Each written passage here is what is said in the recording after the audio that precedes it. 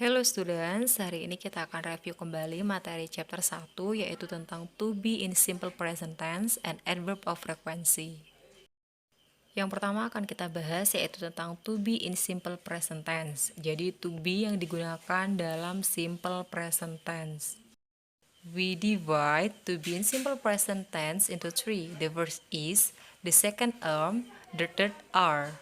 Artinya, kita bagi to be dalam simple present tense itu ke dalam tiga bagian, yaitu yang pertama is, yang kedua dan yang ketiga adalah are. Oke, yang pertama kita bahas adalah to be afirmatif. Afirmatif itu apa sih? Afirmatif yaitu kalimat yang kita gunakan untuk menginformasikan kepada seseorang yang berisi tentang berita, pengumuman, maupun pemberitahuan. Selanjutnya, jika subjeknya I, maka to be-nya adalah am. Contohnya, I am from New Zealand. Saya dari Selandia Baru. Dan jika subjeknya you, we, they, maka to be-nya adalah are. You are, we are, they are. Example, you are students, we are intelligent, they are married. Selanjutnya, jika subjeknya he, she, it, maka to be-nya adalah is. Example, he is 20 years old. She is a nurse. It is a big dog.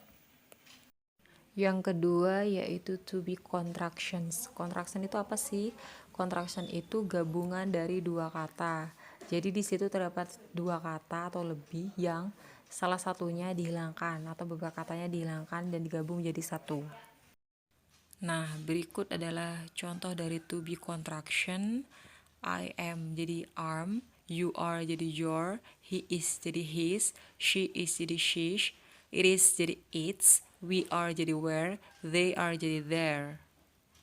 Selanjutnya yaitu to be negative sentences atau to be dalam kalimat negatif. Dalam kalimat negatif kita bisa menambahkan kata not setelah to be. Example, I'm not from Spain, she's not a secretary, it is not small cat, you're not teachers, they are not single. Artinya, saya bukan dari Spanyol, dia bukan seorang sekretaris, itu bukan kucing yang kecil, kamu bukan guru, mereka tidak sendiri. Next yaitu to be negative contraction atau to be dalam penggabungan yang negatif. There are two ways of forming contraction of to be in negative sentences. Artinya, ada dua cara dalam membentuk penggabungan dari to be dalam kalimat negatif. First is contraction of the subject and the verb. Jadi pertama adalah menggabungkan antara subjek dan verbnya, antara subjek dan kata kerja. Example, I am jadi am. I'm not a student. Saya bukan seorang murid. Contoh selanjutnya yaitu you are jadi your. You're not a teacher. Kamu bukan seorang guru. The second atau cara yang kedua adalah a contraction of the verb and not. Menggabungkan antara verb dan not. Example, are not jadi aren't. You aren't teacher. Kamu bukan guru.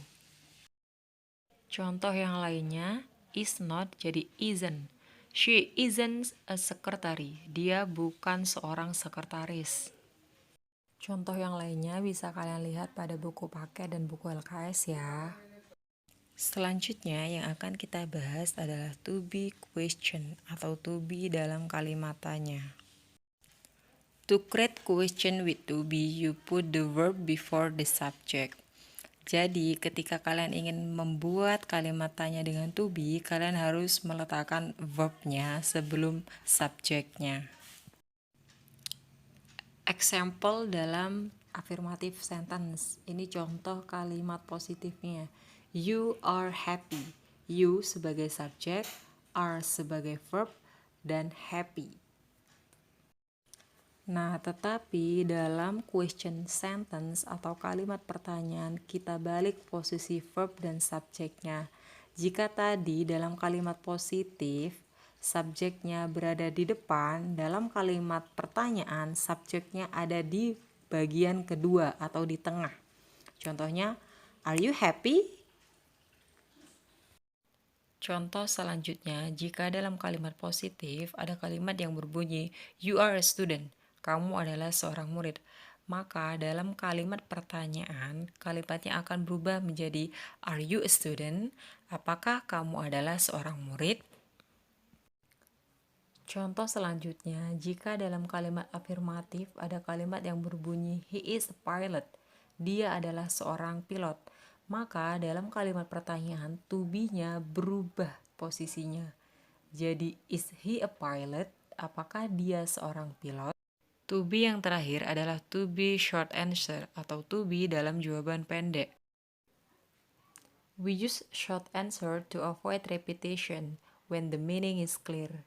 Jadi kita menggunakan jawaban pendek untuk menghindari pengulangan kata ketika artinya sudah jelas. Di sini terdapat dua short answer atau dua jawaban pendek. Yang pertama yaitu short answer for yes answer atau jawaban pendek untuk jawaban ya, dan yang kedua adalah short answer for no answer. Jadi jawaban pendek untuk jawaban tidak. Example, are you a student? Short answer-nya ada dua. Jika jawabannya ya, maka kalian harus bilang yes, I am. Dan jika jawaban kalian tidak, kalian harus menjawab no, I'm not. Contoh yang kedua, jika pertanyaannya adalah are we ready? Apakah kita siap? Maka untuk jawaban ya, jawabannya adalah yes, we are. Ya, kita.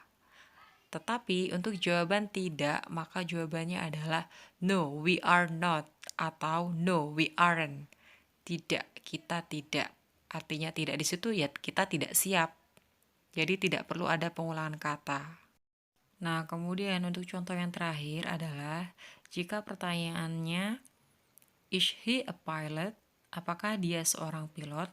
Maka untuk jawaban pendek iya, kalian hanya perlu menjawab yes, he is. Dan untuk jawaban pendek tidak, kalian perlu menjawab no, he is not atau no, he isn't.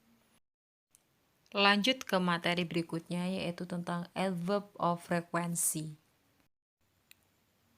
Adverb of frequency tell us how often something happens and they can be either definite or indefinite. Jadi, adverb of frequency menjelaskan kepada kita bagaimana sesuatu itu sering terjadi dan kita bisa menentukan sesuatu tersebut secara pasti maupun tidak pasti.